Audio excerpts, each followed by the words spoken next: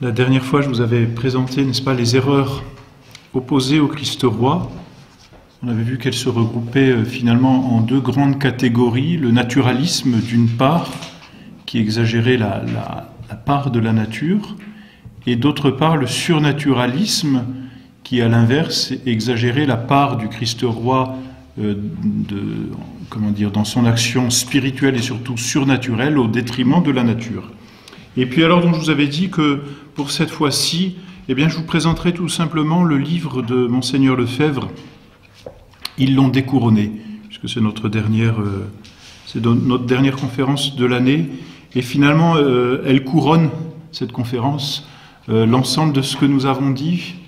Et puis elle fait suite à la conférence précédente. On a vu, j'allais dire, de façon spéculative, intellectuelle, les erreurs opposées au Christ roi, après avoir vu comment la doctrine du Christ roi se tenait, le Christ roi temporel, le Christ roi spirituel, la relation avec le sacerdoce. Donc après avoir vu tout cela, on en a comme déduit, si vous voulez, à partir de cette théorie, de cette doctrine, on en a comme déduit les erreurs qui étaient opposées au Christ roi.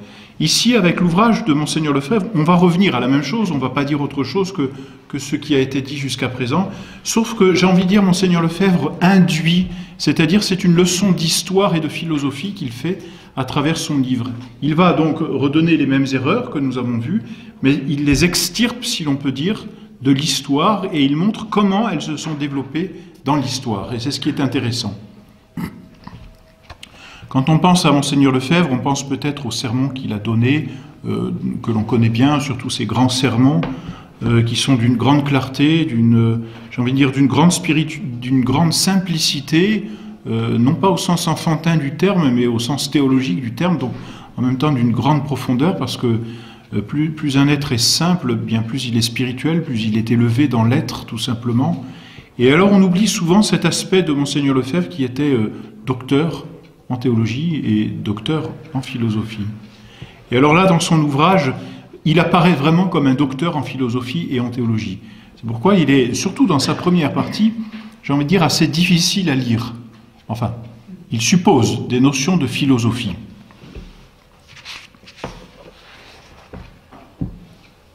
Ce livre, finalement, se résume, comme c'est en même temps une question d'histoire, il se résume, comme on l'a dit la dernière fois, à cette grande lutte, à ce grand combat qui existe entre notre Seigneur et le démon. C'est-à-dire entre le Christ roi d'une part, et le démon qui entend faire de l'homme un Dieu à la place de Dieu. C'est la tentation depuis le péché originel. Dieu est maître et seigneur de sa création, l'homme doit se soumettre à lui. D'une autre façon, nous l'avons vu, le Christ est roi, parce qu'il est Dieu, mais aussi parce qu'il est homme. L'homme doit se soumettre à sa royauté. La tentation du démon au paradis terrestre était auprès d'Adam et auprès d'Ève, vous serez comme des dieux. Eh bien, la tentation aujourd'hui contre le Christ roi reste la même chose, vous serez comme des dieux. Au paradis, le démon dit à l'homme, au premier homme, eh bien, si tu manges de ce fruit, tu pourras être comme Dieu et prendre sa place, tu n'auras plus besoin de Dieu. Aujourd'hui, et depuis quelques siècles, on va le voir, le démon redit la même chose, c'est toujours la même chose, l'histoire, il n'y a rien à inventer, je dirais. Eh bien, il dit, vous serez comme des dieux, vous n'avez plus besoin de notre Seigneur Jésus-Christ. Vous croyez qu'il était roi, ben vous allez voir, je vais vous montrer que vous pouvez devenir comme des dieux. Et c'est finalement ce qui se met en place petit à petit. C'est le rêve du démon, c'est le rêve du pécheur finalement, en tant que pécheur, devenir comme un Dieu, c'est-à-dire se séparer de Dieu et prendre la place de Dieu. Alors voilà, ça c'est la grande tentation, si vous voulez, que le démon insuffle sans arrêt depuis la création et qu'il continue de propager aujourd'hui, mais il la propage à travers différentes idées, j'ai envie de dire selon une certaine stratégie, si l'on peut dire, ou voilà, à travers les idées tout simplement. Et c'est à juste titre que l'on dit, le dicton le dit, les idées mènent le monde. Et on va bien voir, Monseigneur Lefebvre montre que vraiment les idées mènent le monde et le démon se sert des idées tout simplement pour mener le monde à sa ruine et à sa perte, et ainsi l'homme. Donc ici, ce que l'on va chercher, c'est une idée qui est opposée à l'idée du Christ roi. Et cette idée, Monseigneur Lefebvre l'appelle le libéralisme. Et on va essayer de montrer comment le libéralisme s'oppose véritablement au Christ roi. On lit le titre de Monseigneur Lefebvre, Ils l'ont découronné, Et souvent on oublie le sous-titre, si je puis dire, qui est quand même tragique et qui fait peur, c'est du libéralisme à l'apostasie, la tragédie conciliaire. Donc si on regarde, ils l'ont découronné, bon, ils ont découronné le Christ roi, mais le sous-titre est quand même très parlant. Du libéralisme à l'apostasie, la tragédie conciliaire.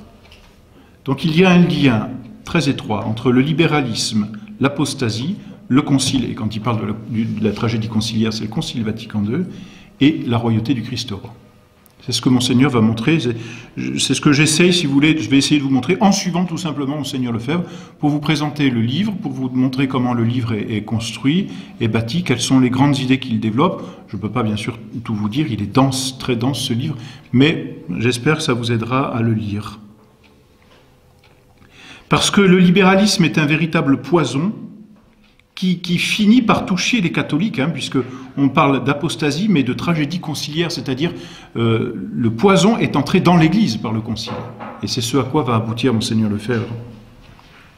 Alors on va voir, c'est assez simple comment ça a été fait, on va le revoir particulièrement dans la première partie.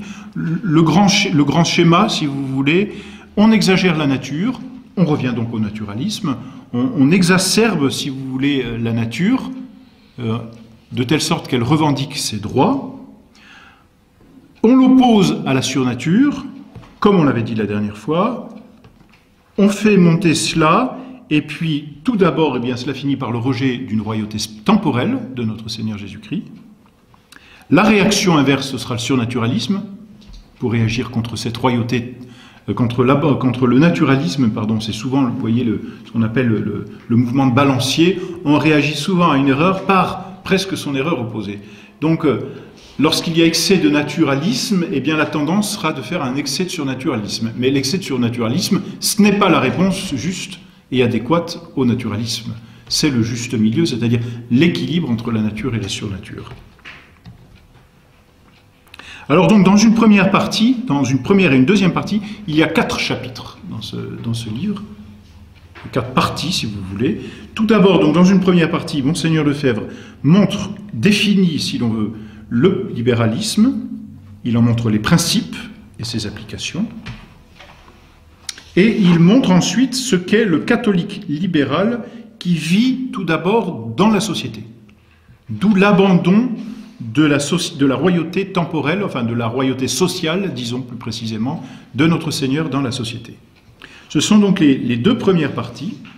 Ensuite, Monseigneur Lefebvre, dans les deux parties suivantes, montre comment ces idées qui se sont glissées dans l'âme des catholiques et dans la cité, dans la société, ensuite pénètrent l'Église, tout d'abord en montrant l'origine, par le complot libéral, et puis ensuite en montrant non pas l'origine, mais la réalisation à travers le Concile Vatican II. Et donc ainsi, il a montré comment on est parti d'une idée de libéralisme, et on va voir ce que contient cette idée, comment elle a été véhiculée dans la société temporelle, jusqu'à écarter notre Seigneur et sa royauté sociale, pour reléguer cette royauté dans un premier temps de façon purement spirituelle, et comment cette idée qui a relégué la royauté de notre Seigneur dans un domaine purement spirituel s'est ensuite attaquée à l'Église pour détruire totalement la royauté de notre Seigneur. Parce que, en fait, vous vous souvenez du schéma qui avait été fait. Notre Seigneur est prêtre et roi, et c'est tout un. On avait vu ensuite comment son sacerdoce, puis sa royauté, étaient comme divisés, ou plutôt comme répartis d'un point de vue humain. Donc ici, le sacerdoce à proprement parler. Ici, on avait vu la royauté spirituelle et la royauté temporelle.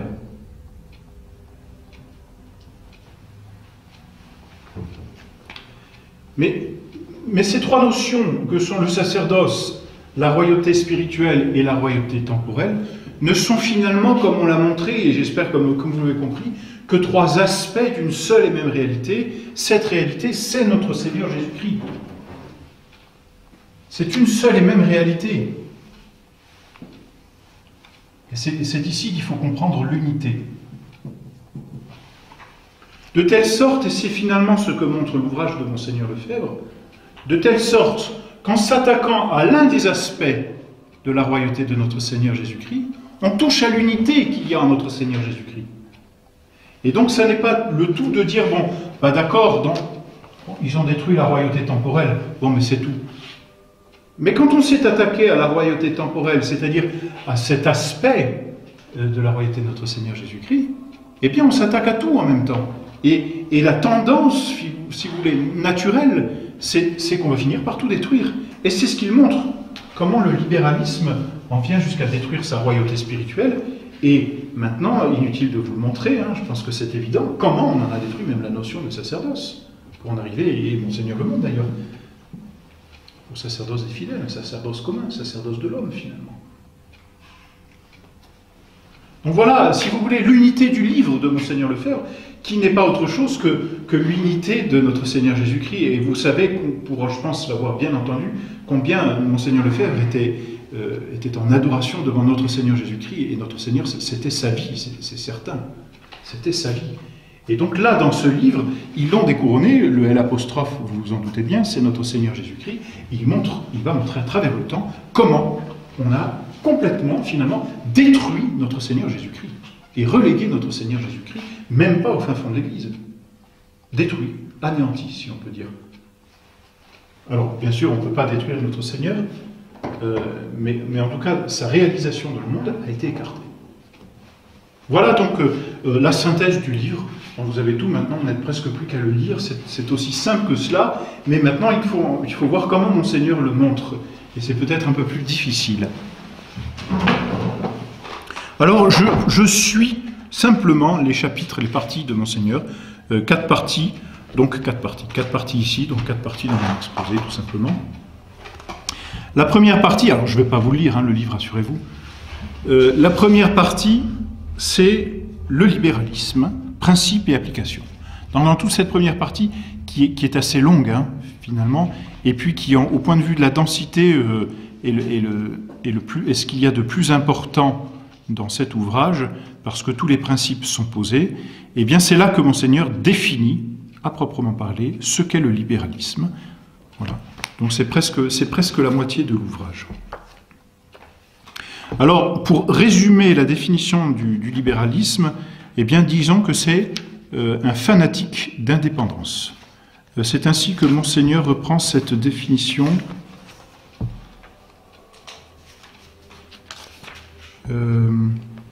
à l'abbé Roussel dans son livre Libéralisme et catholicisme. Monseigneur cite l'abbé Roussel, le libéral, est un fanatique d'indépendance, il la prône jusqu'à l'absurdité en tout domaine. Et l'absurdité, finalement, c'est de renier Dieu. Finalement, c'est-à-dire que d'absurdité en absurdité, on en arrive à renier Dieu. Et c'est une absurdité, la négation de Dieu. Donc voilà, pour la définition, on va voir ce qu'elle contient. Avant même de voir ce qu'elle contient, et c'est le premier chapitre de ce livre, Monseigneur essaye de montrer quelles sont les origines de ce libéralisme. Alors pour faire simple, on peut les ramener à trois erreurs. Tout d'abord, une erreur philosophique, vraiment philosophique, qu'on appelle le nominalisme. C'est souvent une erreur compliquée à comprendre, qui date on peut remonter très loin, mais constitue souvent au XIVe siècle, disons. Le nominalisme consiste à dire, finalement, que l'on ne peut pas connaître la nature des choses, mais que les noms que nous utilisons, les mots que nous utilisons, c'est de là que vient le mot nominalisme, du nom. Le nom que nous utilisons ne dit pas la nature d'une chose, il en est une dénomination extrinsèque. C'est-à-dire que, si vous voulez, les mots que nous utilisons sont comme des étiquettes qui nous permettent de reconnaître des individus, mais qui, en aucune façon, ne peuvent nous dire la nature d'une chose. C'est, au fond, la négation de la capacité de l'intelligence à trouver la nature des choses. Et alors, ils vont dire, voyez, parce que lorsque nous regardons, ou lorsque nous voyons un de nos semblables, nous disons « c'est un homme ». Et de fait, pour chacun d'entre nous, nous utilisons ce même mot, un homme. Donc, disons-nous, de façon réaliste, nous avons entre nous une nature commune. Cette nature commune, c'est l'humanité. Nous partageons cette nature de l'humanité et nous nous appelons tous hommes parce que nous participons tous à cette même nature qu'est l'humanité. Nous sommes tous des hommes parce que nous appartenons à ce genre que l'on appelle l'humanité. Ça, c'est ce que nous disons, de façon réelle. Alors, le nominaliste, lui, ne le dit pas. Il dit, c'est vrai, nous employons le même mot d'homme, non pas parce que nous avons la même nature, cette nature nous ne pouvons pas la connaître, mais parce que nous avons des caractéristiques extérieures semblables, c'est tout. Des ressemblances, mais pas une identité de nature. Ressemblance, mais pas identité de nature. C'est cela, si vous voulez, de façon très résumée, le nominalisme. Alors ce serait compliqué et trop long de développer tout ce que contient le nominalisme, mais de façon simple, il n'y a plus d'universalité. Vous voyez, l'humanité, c'est un terme universel qui nous désigne tous. Il n'y a plus que des individus. Il n'y a plus que des collections d'individus. Et donc c'est déjà l'idée de l'individu maître. Et d'ailleurs, le nominalisme est à l'origine de finalement toutes les erreurs en matière politique qu'on rencontrera ensuite, particulièrement chez Locke et Hobbes en Angleterre. La société ne peut plus être quelque chose de naturel parce que nous n'avons pas de nature commune. Elle devient donc quelque chose d'artificiel et de décidé par l'homme. Voilà pour le nominalisme. La deuxième erreur, la deuxième source du libéralisme, vous voyez aussi donc le rapport qui existe entre le nominalisme et l'individualisme, finalement. La société est une collection d'individus, c'est-à-dire des individus qui sont mis côte à côte, c'est tout. Alors vous comprenez que si nous sommes des individus côte à côte, chaque individu est quelque part un roi. Il ne participe plus à quelque chose de commun, à une nature commune. Il a son intégrité, si l'on peut dire, son unité, il a sa perfection, d'une certaine façon. Deuxième source du libéralisme, la Renaissance. Donc tout ce mouvement de la Renaissance qui vient apporter une rupture avec l'équilibre du Moyen-Âge atteint au XIIIe siècle. Qu'est-ce que c'est que ce mouvement de la Renaissance? C'est une exaltation exagérée de la nature, en oubliant finalement, parce que c'est cela l'exagération. La nature humaine n'est pas mauvaise, donc étudier la nature, ça n'est pas une chose mauvaise en soi, la connaître, et je dirais même la peindre d'une certaine façon, ça n'est pas une chose mauvaise en soi, mais ce qu'oublie la Renaissance, c'est que la nature est blessée. Et donc que la perfection de la nature, concrètement, ne peut venir que de ce qui est surnaturel. Car c'est l'ordre surnaturel qui vient guérir la nature de ses blessures et l'élever. La Renaissance, en exaltant la nature, fait tomber dans l'oubli la surnature. Et fait comme accroire que la nature est capable de perfection, de sa perfection, sans la surnature. C'est finalement mettre de côté, et c'est là tout le problème. Vous me direz, on le met de côté. Oui, ça c'est la première étape, on met de côté. Et c'est là où l'histoire est quand même très intéressante. C'est que l'histoire, c'est une succession d'étapes, si l'on peut dire, dans les idées. Eh bien, on met de côté d'abord ce qui est surnaturel, simplement par exemple le mystère de la rédemption, qui est le mystère par excellence qui vient nous guérir, racheter notre nature. On met de côté, simplement de côté, on ne le nie pas. Mais ça c'est la première étape. Et dans une deuxième étape, on va le nier. Parce qu'il était de côté, donc on l'a mis de côté, c'est comme les choses qu'on met de côté, on les met de côté, on les met de côté, on les met de côté, elles prennent la poussière, ou elles finissent par tomber, on les oublie, et puis voilà, terminé. L'idée est évacuée. Alors là, le problème, vous voyez, de la Renaissance, c'est cette exagération de la nature qui aboutit, tôt ou tard, assez tard certainement, mais déjà en principe, en germe, et c'est cela qui est important, à mettre au moins de côté, sinon à nier, par aboutissement, à nier le dogme de la rédemption et puis la nécessité de ce qui est surnaturel.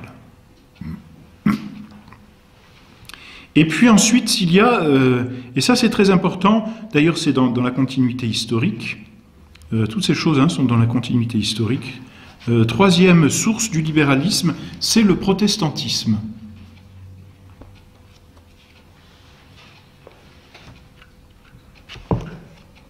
Il peut sembler, dit Monseigneur, étrange et paradoxal de qualifier le protestantisme de naturalisme.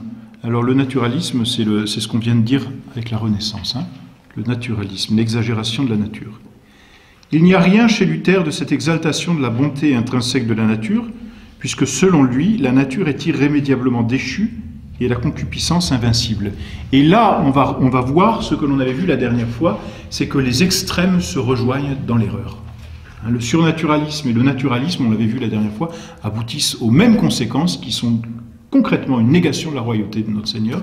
Ici, le naturalisme et le protestantisme, le naturalisme, qu'est-ce que c'est? Comme on vient de le dire, c'est une exagération de la nature. Le protestantisme, c'est un pessimisme de la nature. Donc là, on est à l'opposé. Le protestantisme dit que la nature est non seulement blessée, mais finalement, elle est, comment dire, elle est mauvaise. Donc on est vraiment dans une exagération opposée. Eh bien, ces deux erreurs, finalement, se retrouvent. Le regard excessivement nihiliste que le protestant porte sur soi-même aboutit à un naturalisme pratique. C'est-à-dire que dans l'idée, c'est un pessimisme foncier, mais concrètement, ce sera vécu comme un naturalisme pratique. À force de déprécier la nature et d'exalter la force de la foi seule, on relègue la grâce divine et l'ordre surnaturel dans le domaine des abstractions. La nature, dit Luther, est finalement tellement malade, elle n'est pas seulement blessée finalement, que la grâce et l'ordre surnaturel ne peuvent pas la guérir. Alors que font la grâce et l'ordre surnaturel? Ils n'opèrent pas une rénovation intérieure. Le baptême n'est pas la restitution d'un état surnaturel habituel, c'est un acte de foi qui justifie et sauve. De telle sorte que pour Luther, la nature reste corrompue intrinsèquement, elle n'est donc pas guérie ni par la foi ni par la grâce, mais Dieu jette sur nos péchés un manteau pudique. Je pense que ça, vous l'avez déjà vu, peut-être en étudiant le protestantisme. Et vous voyez que ce qu'il y a derrière, finalement, c'est que tout l'organisme surnaturel ne vient pas imbiber l'âme pour la guérir. Vous voyez, comme la grâce n'est plus ce germe qui s'enfonce, si on peut prendre cette comparaison de la graine qui tombe en terre, la grâce n'est plus ce germe qui vient dans l'âme restaurer ce qui est blessé, guérir et élever. Que fait la grâce? Elle couvre les péchés. Elle ne les enlève pas, elle les couvre. Et là, on rejoint d'une façon pratique ce que l'on disait du nominalisme. La grâce devient non plus une réalité intérieure, mais une dénomination extrinsèque. Bon, c'est peut-être un peu compliqué. Mais donc, voilà pour les origines du libéralisme. Bon, alors c'est comme ça, si vous voulez, que vont se véhiculer petit à petit plusieurs idées qui ont un point commun et qui vont aboutir, c'est là le point commun, au libéralisme. Qu'est-ce qui définit, si l'on peut dire, le point commun de toutes ces choses? Eh bien, c'est une relativisation. Aujourd'hui, on le dit, il faut relativiser. Et là, on va voir aussi que toute relativisation, c'est ce que va montrer Monseigneur, c'est que toute relativisation aboutit à une absolutisation. De telle sorte qu'une fois encore, les contraires, les erreurs contraires vont se retrouver et se rejoindre. On va tout relativiser, et de telle sorte qu'on va tout absolutiser. Relativiser, ça veut dire, dans le langage courant, on relativise, c'est-à-dire ça n'a pas d'importance, ou, c'est chacun sa vérité. Vous voyez, c'est cela qu'on entend, relativiser. Il n'y a pas de vérité absolue, on relativise tout. Chacun sa vérité, chacun sa façon de voir les choses. Et alors Monseigneur va développer ces espèces de relativisme petit à petit. D'abord dans l'ordre naturel, l'intelligence va fabriquer elle-même sa vérité, et on va aboutir à cette erreur philosophique qu'on appelle le subjectivisme, c'est-à-dire que la vérité ne vient plus de l'extérieur, Elle ne s'impose plus à l'intelligence par un objet. Ce n'est plus un objet qui est connu, c'est finalement le sujet qui fabrique sa connaissance. C'est un peu raccourci, hein. Mais le subjectivisme consiste à dire que c'est l'intelligence qui fabrique sa propre connaissance. On dira aujourd'hui, c'est sa façon de voir. Voyez. De telle sorte que aujourd'hui, ce qui est important, c'est la façon qu'on a de voir les choses et non pas la façon dont sont les choses. On ne regarde plus l'être des choses, on regarde finalement le sujet qui voit, qui pense, qui comprend. C'est le subjectivisme dans l'intelligence. Le subjectivisme, c'est introduire, dit Monseigneur, la liberté dans l'intelligence, alors qu'au contraire, la noblesse de l'intelligence consiste à se soumettre à son objet. Et voyez, ce que l'on fait encore, c'est qu'on brise une barrière, une soumission. Au lieu de soumettre l'intelligence à ce qui est, on va finir petit à petit par soumettre la réalité à l'intelligence. L'aboutissement aujourd'hui, c'est le virtuel, fabrication parfaite de l'homme, et qui n'a plus rien à voir avec l'être. Le virtuel n'existe pas, finalement, c'est une création. Les gens vivent dans le virtuel de plus en plus. Alors le choc avec la réalité fera mal, hein, quand ça se fera, et ça fera même très mal, ça fera très mal, pardon, mais voilà, l'aboutissement de ce subjectivisme, c'est qu'on se fabrique son monde, ses vérités, sa bulle. Le subjectivisme aboutit à une collection d'autistes. Bon, alors là, j'ai envie de vous dire, sortez, vous verrez.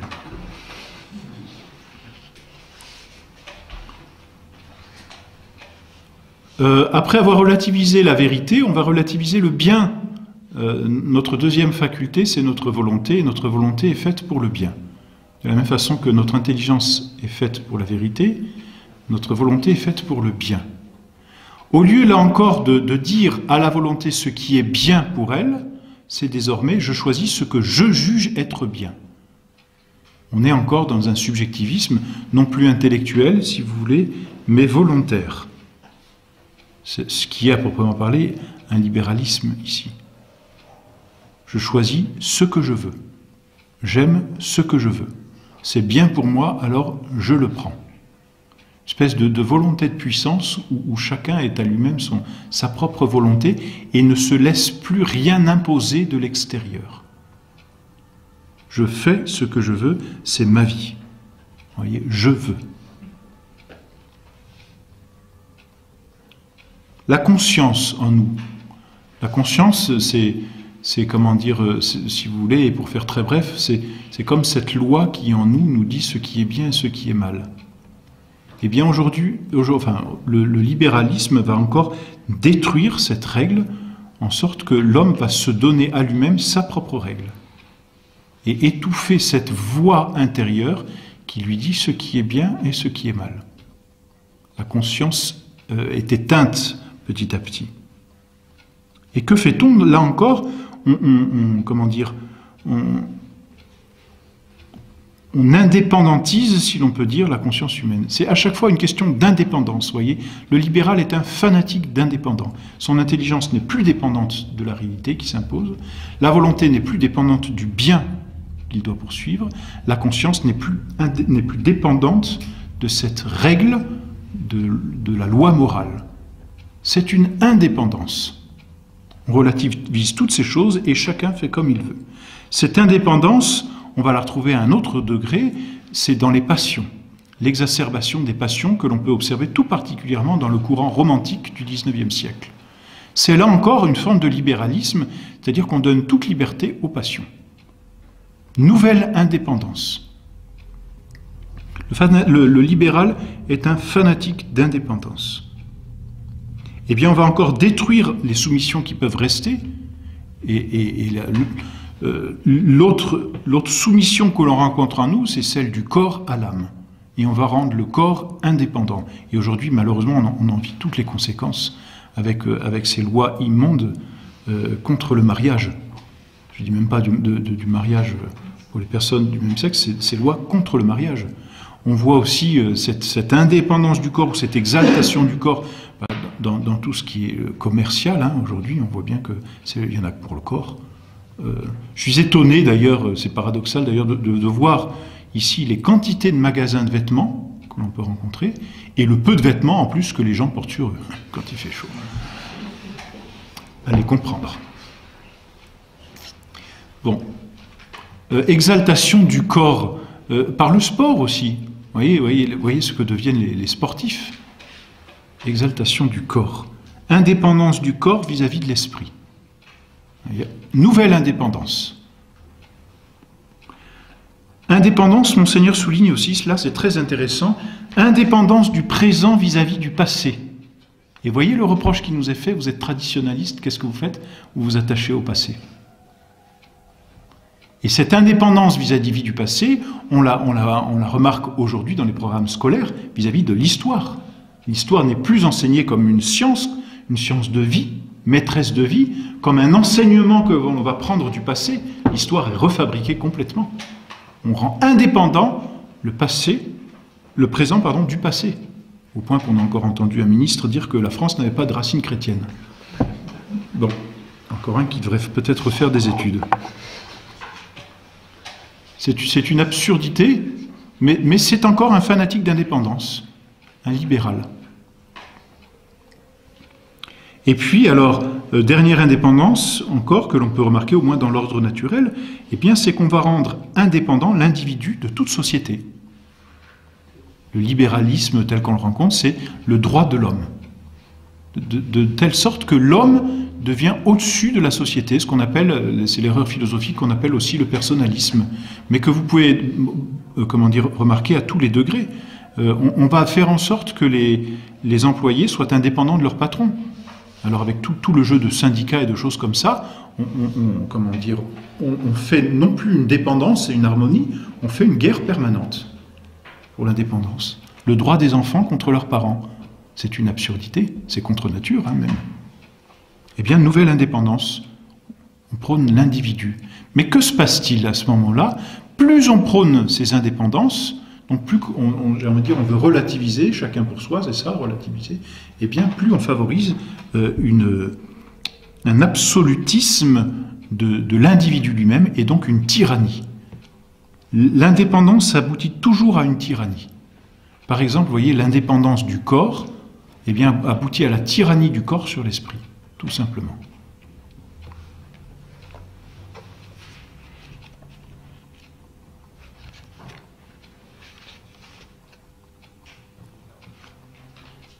Retenons donc cette vérité historique, c'est qu'à la page 19. Retenons donc cette vérité historique et philosophique, indéniable, le libéralisme conduit par sa pente naturelle au totalitarisme et à la révolution communiste. On peut dire qu'il est l'âme de toutes les révolutions modernes et de la révolution tout court. Et c'est vrai, je ne sais plus qui disait encore récemment qu'aujourd'hui, on vit un communisme sans les goulags. Mais j'ai lu ça dans la presse récemment, mais c'est cela. C'est cela. On aboutit à une tyrannie. Alors ce fanatique d'indépendance, le libéral, ou plutôt cette erreur, le libéralisme, va ensuite, vous voyez là, je vous ai parlé que de choses dans l'ordre naturel, mais va ensuite s'immiscer dans l'ordre surnaturel, et va donc apporter de nouvelles indépendances. Indépendance de l'intelligence vis-à-vis de Dieu, cette fois.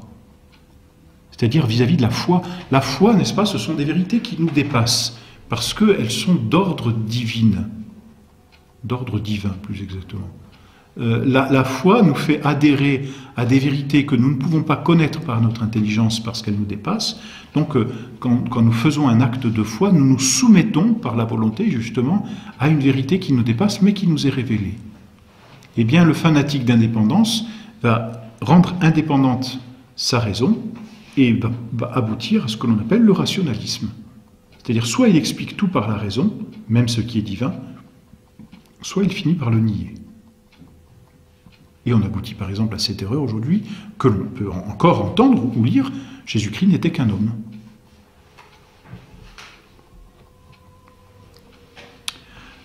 D'une autre façon, vous voyez, la nature, qui doit se soumettre à la surnature si elle veut être guérie et surélevée, eh bien, va se rendre indépendante de la surnature.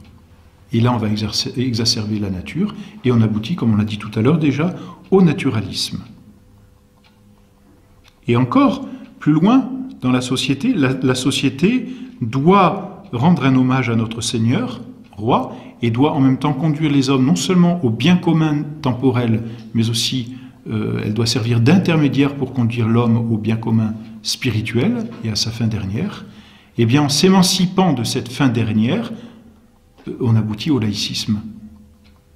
C'est-à-dire à une société qui se veut indépendante, totalement indépendante de l'Église ou de toute règle spirituelle, surnaturelle ou ecclésiastique.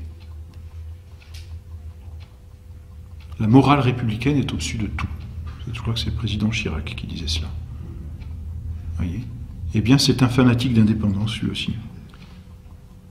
Alors aujourd'hui, son corps l'a rattrapé, je crois. Alors ce laïcisme conduit finalement à l'indifférentisme. Donc on met l'indifférentisme en matière religieuse, indifférent, c'est-à-dire on va mettre de côté, au pluralisme, finalement chacun sa religion, et on va le voir, c'est ce qu'on va même avoir comme erreur dans l'Église.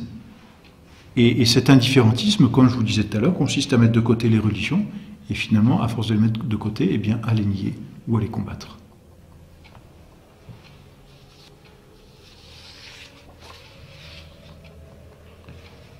Et ce qui est intéressant, donc là, Monseigneur est encore dans l'histoire, si vous voulez, il montre les différentes étapes de l'histoire, depuis finalement 14e, 15e, 16e avec le protestantisme, 18e avec les Lumières, hein, qui sont une conséquence, le rationalisme, hein, 18e, 19e siècle, le romantisme, les révolutions, tout cela, 1830, 1848, 1870, tout cela. Et alors la conclusion, et c'est assez intéressant, c'est que, eh bien, issu du postulat libéral de l'individu roi, c'est ce que je viens de vous dire, l'idéologie démocratique se construit ensuite logiquement. Donc la conclusion, finalement, de toutes ces erreurs, la conséquence, pardon, de toutes ces erreurs, qu'est-ce que c'est? C'est la démocratie. Le fanatique d'indépendance, que revendique-t-il? La démocratie. Le libéralisme, à quoi aboutit-il? À la démocratie. Les individus passent à l'état social par un pacte conventionnel, le contrat social, qui est, dit Rousseau, une aliénation totale de chaque associé avec tous ses droits à toute la communauté. De là viennent la nécessaire souveraineté populaire. Le peuple est nécessairement souverain. Il n'a plus de souverain, il est indépendant.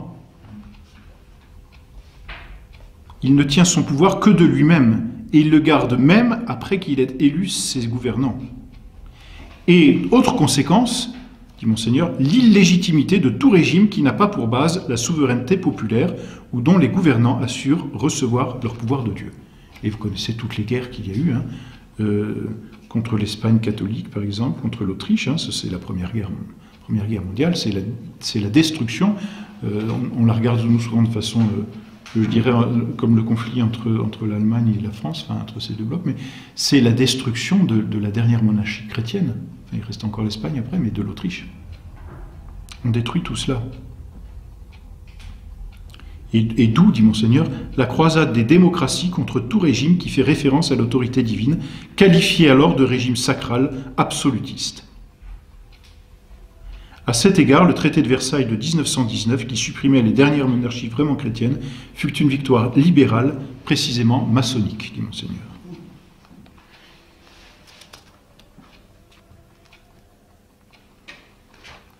Vous voyez, c'est très intéressant de voir comment Monseigneur, à partir de ces idées finalement philosophiques, et puis d'une explicitation de ce qu'est le libéralisme, comme cette indépendance dans tous les domaines possibles, aboutit nécessairement à cette démocratie que l'on vit aujourd'hui, où l'individu est roi, où le peuple est roi. Alors ça, donc, vous pourrez le lire, je crois, dans le prochain numéro de Civitas. Vous aurez quelques réfutations du libéralisme, de la démocratie, pardon. Mais alors, la démocratie, que prône-t-elle? ensuite, alors cette démocratie-là, hein, c'est-à-dire cette idéologie, comme dit Monseigneur, démocratique, pas le régime démocratique tel que l'entend Aristote, mais cette idéologie démocratique où le peuple, où l'individu finalement est souverain. Il n'y a pas d'autre souveraineté. Alors à quoi on aboutit?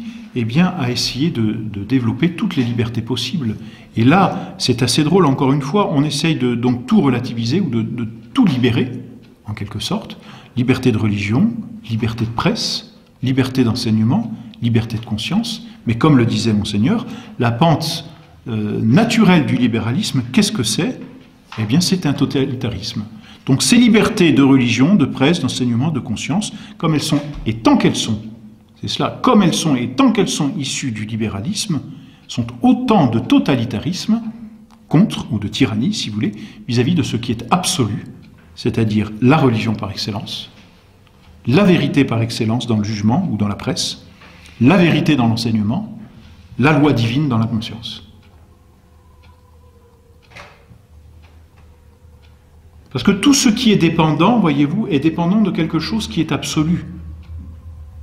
À partir du moment où on veut rendre indépendant, eh bien, on va essayer de tuer l'absolu, ce qui est absolu. Je ne sais pas si je suis assez clair. Donc toutes les libertés d'aujourd'hui, en fait, sont des totalitarismes, sont des tyrannies. La liberté de religion, on ne le sait que trop, est une tyrannie contre la religion catholique. La liberté de presse est une tyrannie contre la presse catholique. La liberté d'enseignement est une tyrannie contre l'enseignement catholique. Et je pense que, enfin, c'est clair. Mais vous voyez mieux le lien qui existe, je pense, derrière, entre ce libéralisme qui est à l'origine de toutes ces libertés, et en même temps, comment dire, la tyrannie que l'on vit. C'est pourquoi on ne peut même pas utiliser l'argument, en tout cas il serait faux de dire, bon bah puisque vous prenez la liberté, donnez-nous la liberté. Quand bien même on nous la donnerait, ce serait une tromperie. Parce que tant que eux prônent la liberté au nom du libéralisme, tôt ou tard ça se retournera contre nous. Il n'y a qu'à voir les conséquences du ralliement de 1892 à la République franc-maçonne, malheureusement. Il n'y a pas, si vous voulez, il n'y a pas d'accord possible avec ces gens-là. Il n'y a pas de soumission possible. Enfin, comment dire, on ne pourra jamais vivre tranquillement avec ces gens-là. Ce sont des tyrans. Il n'y a rien à faire. C'est donc la religion, la vérité, la loi divine. C'est donc finalement le Christ roi, vérité. Et voilà pourquoi on avait montré au tout début, n'est-ce pas, les liens qui existent entre le Christ roi et la vérité. Le Christ roi vérité, le Christ roi vie, le Christ roi chemin, moyen, voie, qui sont combattus. Le libéralisme est donc directement une négation du Christ roi, parce qu'il est une négation de l'absolu. L'intelligence, si vous voulez, la volonté, l'individu. On peut prendre tout ce que l'on veut, la presse, la conscience, peu importe. En tant que ce sont des créatures, elles sont dépendantes. Alors, dépendantes du vrai, soumis au bien, l'individu soumis à la société, la presse soumise à la vérité une fois encore, la conscience à la loi, peu importe.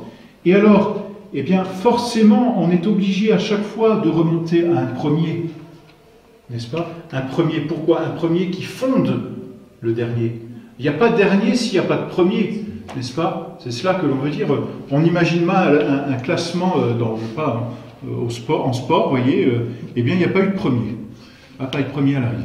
Il y a eu un deuxième, mais il n'y a pas eu de premier. Ben non, ça n'a pas de sens. Faites ça à des enfants en classe, eh ben, il n'y aura pas de premier dans votre classe. Hein, on commencera au deuxième. Ah oui, mais si on commence au deuxième, c'est qu'il est premier le deuxième. Bon, donc il faut un premier, nécessairement. Tout ce qui est dépendant est toujours dépendant d'un premier. Le dernier, bah, il est dernier parce qu'il y a un premier, qu'est-ce que vous voulez, hein, il en est dépendant. Alors, ultimement, donc, on remonte à Dieu. Qu'est-ce que c'est que l'indépendance? Eh bien, c'est finalement couper cela. Et donc, ultimement, c'est couper Dieu. Et Dieu, le règne de Dieu sur les choses créées, c'est le Christ roi. Parce que le Christ est Dieu et que le roi, c'est son règne.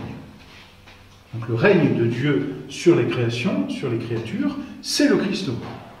La négation de Dieu, c'est la négation du Christ roi, et vice-versa. Et donc le libéralisme, c'est la négation du Christ roi. Et le libéralisme est sous certains aspects comme une négation larvée, parce que seulement partielle, mais les négations partielles arrivent tôt ou tard à la négation du premier. Parce que la plus petite indépendance aboutit à l'indépendance de Dieu. L'indépendance de l'intelligence vis-à-vis de son objet, de la volonté vis-à-vis du bien, de l'individu vis-à-vis de la société, comme on vient de le dire, aboutissent à la démocratie. Et c'est bien ici qu'il faut la mettre, c'est-à-dire à la souveraineté de l'individu, et donc à la négation de Dieu.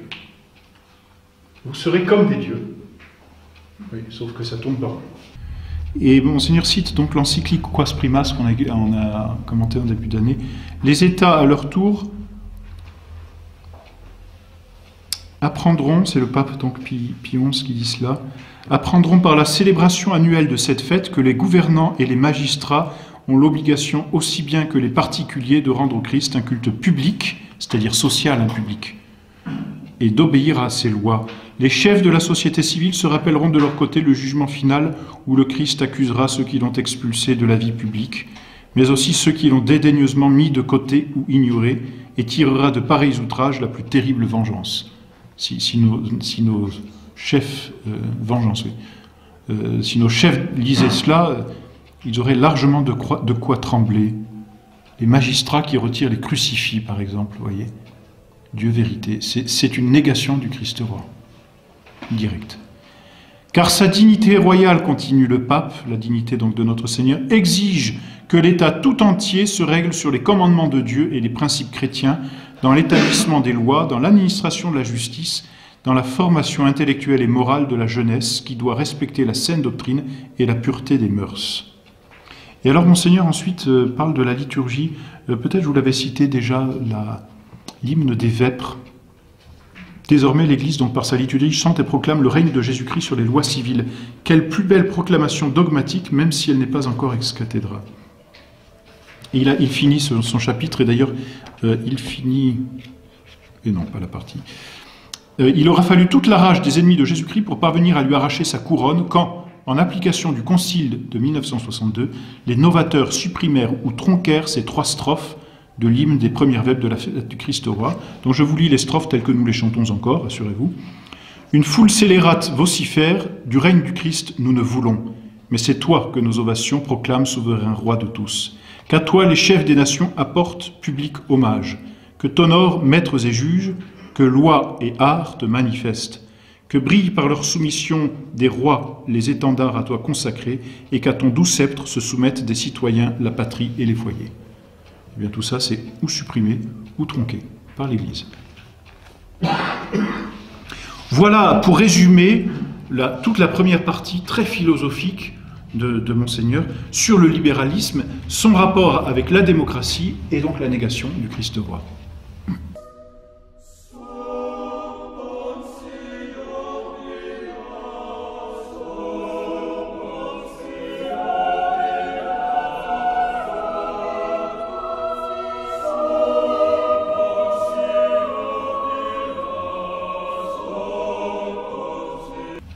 La deuxième partie concerne, si l'on peut dire, le catholique libéral, le catholicisme libéral. Et Monseigneur dit finalement c'est un état d'esprit, parce que nous on regarde ça, on dit bon bah, c'est quand même grossier, on se demande comment les catholiques ont pu tomber dans un tel piège, quoi. Eh bien, précisément parce que le libéralisme, c'est un état d'esprit, c'est une mentalité. Et le père Clérissac, je ne sais pas où c'est dans le... Monseigneur cite le père Clérissac, dit « C'est un manque de l'intégrité de l'esprit ». Et Monseigneur loue cette définition. Manque de l'intégrité de l'esprit. Vous voyez, nous, on nous dit catholiques intégristes. Eh bien, finalement, ils savent ce qu'ils disent. Hein. Ah oui, on n'est pas libéral. Quand on est intégriste, on n'est pas libéral. Si c'est en ce sens-là, ils ne se trompent pas. Hein. Oui, ils ne se trompent pas.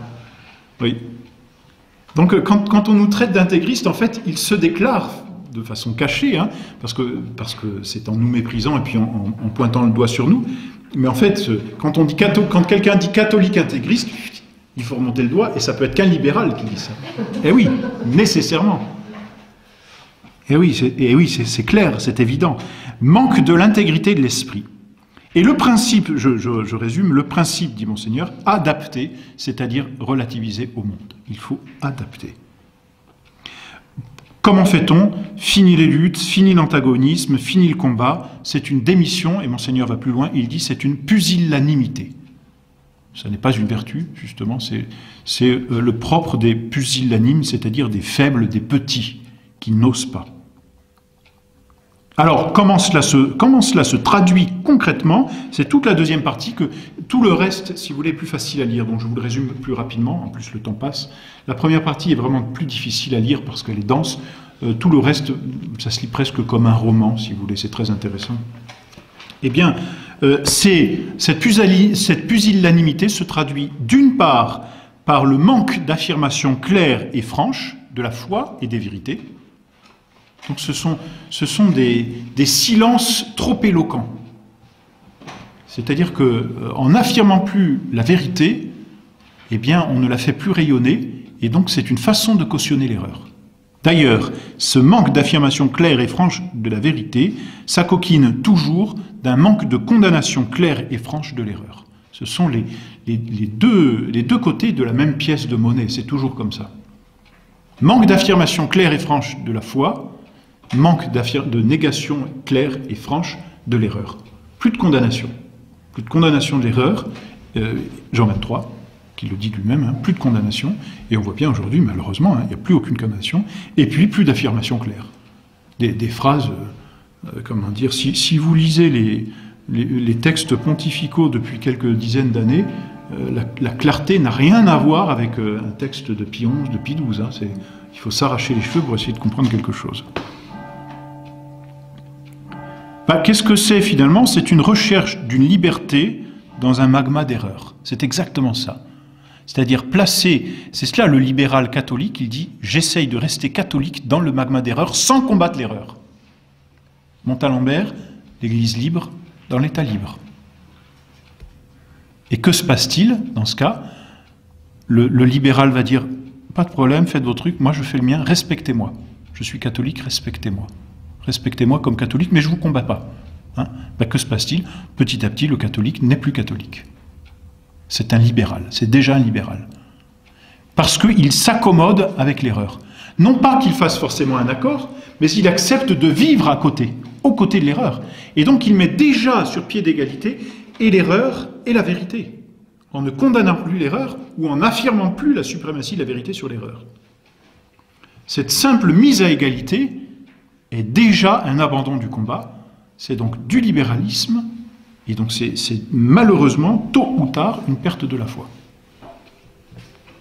Naturellement, quoi. L'Église libre dans l'État libre.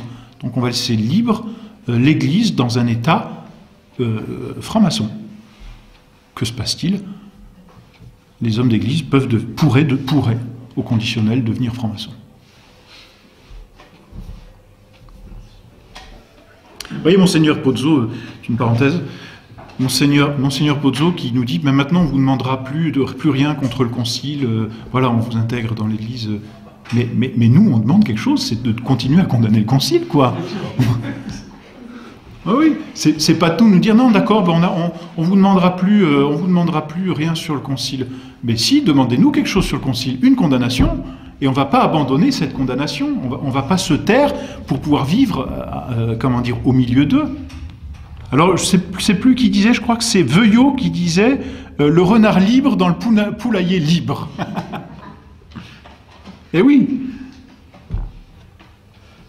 Alors, ce manque d'intégrité de l'esprit du libéral aboutit tôt ou tard à un manque d'intégrité de la foi. Malheureusement. Et voyez comme petit à petit, à travers des erreurs qu'on aurait pu croire naturelles ou politiques, eh bien cette idée d'indépendance, et ici qu'est-ce que c'est l'indépendance du libéral? Je vis libre au milieu des autres. Eh bien cette indépendance gangrène le catholique, et donc le libéralisme se met, s'insinue dans les rangs des catholiques. Tout d'abord dans les catholiques laïcs, et on va parler de Sangnier. Vous voyez par exemple Marc Sangnier, condamné d'ailleurs au bout d'un moment par saint Pie X. Maritain. Et où est-ce qu'on aboutit après sans nier Maritain? Eh bien, Maritain, et on arrive à Paul VI. Hein. Et donc Paul VI, Vatican II, et l'Église.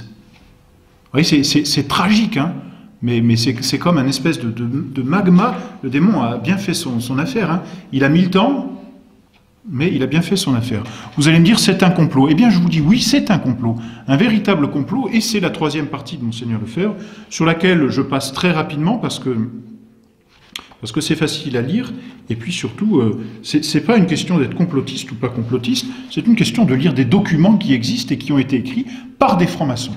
Parce que vous savez que les documents, les papiers secrets de la haute vente des Carbonari sont tombés dans les mains du pape Grégoire XVI. Et donc, ils ont été publiés. Et donc, c'est pas le pape qui un jour s'est dit « Tiens, je vais écrire ce que pourraient écrire les francs-maçons ». Il a eu les papiers des francs-maçons et il les a publiés. Et voici ce que disent... Donc là, je ne cite que les documents francs-maçons. Le pape, quel qu'il soit, ne viendra jamais aux sociétés secrètes. C'est aux sociétés secrètes à faire le premier pas vers l'Église dans le but de les vaincre tous deux. Vous pourrez lire, hein, par exemple, ce que nous devons demander, ce que nous devons chercher et attendre, comme les Juifs attendent le Messie, c'est un pape selon nos besoins. C'est pas moi qui dis, hein. Donc c'est un complot, hein, mais je ne suis pas complotiste quand je dis ça. C'est les francs-maçons qui sont complotistes. Il faut arrêter. Or donc, pour nous assurer un pape dans les proportions exigées, il s'agit d'abord de lui façonner à ce pape une génération digne du règne que nous rêvons. Façonner une génération, et ensuite, comme il dit, on aura le pape, voyez. Cette réputation donnera accès à nos doctrines au sein du jeune clergé comme au fond des couvents. Voilà. Et ce pontife, comme la plupart de ses contemporains, sera nécessairement plus ou moins imbu des principes italiens et humanitaires. Là, c'est la haute vente des Carbonari, donc c'est en Italie. Et humanitaire. J'en dis pas plus, hein, et puis c'est pas moi qui le dis. Vous voulez révolutionner l'Italie, cherchez le pape dont nous venons de faire le portrait. Vous voulez établir le règne des élus sur le trône de la prostituée de Babylone, que le clergé marche sous votre étendard, en croyant toujours marcher sous la bannière des clés apostoliques. Vous aurez prêché, c'est pas moi qui le dis, une révolution en tiare et en chape. Attendez, pardon. Le pêcheur de poissons devient pêcheur d'hommes. Vous amènerez des amis autour de la chaire apostolique. Vous aurez prêché une révolution en tiare et en chape, marchant avec la croix et la bannière. Une révolution qui n'aura besoin que d'être un tout petit peu aiguillonnée pour mettre le feu aux quatre coins du monde. Voici encore alors un autre extrait d'un homme qui a ce pseudonyme de Nubius à Volpe. Le pape n'a pas voulu que les noms fussent révélés. Donc voici, je cite encore cette lettre. « On a chargé nos épaules d'un lourd fardeau, cher Volpe. Nous devons faire l'éducation immorale de l'Église. » Alors là, aujourd'hui, c'est fait. Hein. Et arriver par de petits moyens bien gradués, quoique assez mal définis, au triomphe de l'idée révolutionnaire par un pape. Dans ce projet qui m'a toujours semblé d'un calcul surhumain, nous marchons encore en tâtonnant. Calcul diabolique, dit Monseigneur Lefebvre. Donc vous voyez, c'est un véritable complot, et c'est la troisième partie de Monseigneur Lefebvre, où il cite énormément. Et ensuite, quatrième partie, donc, comment s'est réalisé ce complot dans l'Église? Eh bien, c'est Vatican II. Vatican II est le triomphe du libéralisme dans l'Église. Que s'est-il passé? Eh bien, on a promu le naturalisme dans le Concile. Le naturalisme, on y revient au tout début, n'est-ce pas? L'une des sources du libéralisme. Ici, je dirais, elle n'est, comment dire, non seulement une source, mais ici aussi une conséquence, mais dans l'Église, cette fois, par ce naturalisme. Alors, ce naturalisme, je passe... Monseigneur montre d'abord comment la Révolution s'est faite au Concile. Et là, je vous invite à lire ces pages. Je passe parce que c'est plutôt historique et c'est, comment dire, c'est facile à lire. Monseigneur a vécu le Concile, donc là encore, il y était. Hein, on ne peut pas l'accuser d'inventer une histoire, parce qu'en plus, ça corrobore tout ce qui se dit. Donc vraiment... Et puis, il montre bien que Vatican II ne peut pas être lu à la lumière de la tradition, parce que Vatican II est déjà condamné par Quantacura, au moins dans ses parties naturalistes. Voyez. Alors, les grandes erreurs, vous les connaissez, la liberté religieuse, fanatique d'indépendance, la liberté. Voyez, un droit fondamental. Donc vous avez la liberté religieuse, vous avez les droits de la conscience, vous avez la dignité de la personne humaine, individualisme. On retrouve exactement tout cela, vous voyez, mais avec un langage plus ecclésiastique. On a l'impression que c'est plus surnaturel, que non, mais c'est dit par un homme d'église. Oui, la dignité de la personne humaine, que voulez-vous, oui. La tolérance par-dessus tout, sauf pour... Qu'est-ce que la liberté de la conscience? Et puis Dieu s'est incarné en quelque sorte en tout homme, dira Jean-Paul II d'ailleurs. Voilà l'état qui ne doit pas empêcher, la conscience. Donc plus d'État catholique. Et Monseigneur conclut, c'est la mort du règne social de notre Seigneur Jésus-Christ. C'est bien ce que Vatican II a fait. Vous voyez, c'est la société devient athée, c'est la mort du règne social de notre Seigneur Jésus-Christ. C'est bien ce qu'a fait Vatican II. Monseigneur de Smet, rapporteur du schéma sur la liberté religieuse, a affirmé à 3 reprises « L'État n'est pas une autorité compétente pour porter un jugement de vérité ou de fausseté en matière religieuse. » Quelle plus monstrueuse déclaration de ce que notre Seigneur n'a plus le droit de régner, tout simplement. Et donc le Concile Vatican II, c'est une négation de la royauté du Christ-Roi. Parce que c'est un triomphe du libéralisme, tout simplement. Donc voilà, pour vous résumer le livre, j'ai assez parlé, mais vous voyez, le démon singe Dieu, sauf que le démon n'est pas Dieu. Donc là où notre Seigneur voulait, par son Fils, par le Christ, roi, établir un royaume spirituel, de par l'Église qui rétablirait, qui guérirait, qui réélèverait la nature humaine et puis les sociétés, eh bien le démon a essayé d'instaurer, lui, un gouvernement mondial, singerie de cette religion, de la religion catholique, universelle. Eh bien ce gouvernement mondial, comme le démon n'est pas capable d'universalisme, il se fait au niveau de l'individualisme, c'est un gouvernement de l'homme, et finalement ça aboutit à des guerres, quoi, sans cesse. Ou alors, on va parler d'une religion universelle avec un certain noachisme, donc on va gommer toutes les différences et on va surtout effacer notre Seigneur Jésus-Christ. Ou alors, ce gouvernement mondial comme un peuple messie qui va racheter l'humanité. Et là, je ne vous dis pas qui est derrière, vous le savez bien. Mais finalement, cet individualisme qu'est le libéralisme aboutit tôt ou tard à la destruction de l'individu, puisqu'il se transforme en tyrannie. Donc, en fait, l'homme s'autodétruit. Paul VI parlait d'autodestruction dans l'Église, et oui, mais alors non seulement dans l'Église, mais même dans la nature humaine, ce qui est pire, c'est parce que la nature finira par avoir le dernier mot. Donc le libéralisme est une autodestruction de l'homme, tout simplement. Voilà, pour terminer, vous trouverez à la fin d'ailleurs les principaux livres, ouvrages que je vous recommande à lire sur le libéralisme. Vraiment, je vous invite à vous former sur le libéralisme et puis surtout à combattre ce libéralisme. En tout cas, je vous remercie. J'ai été assez long.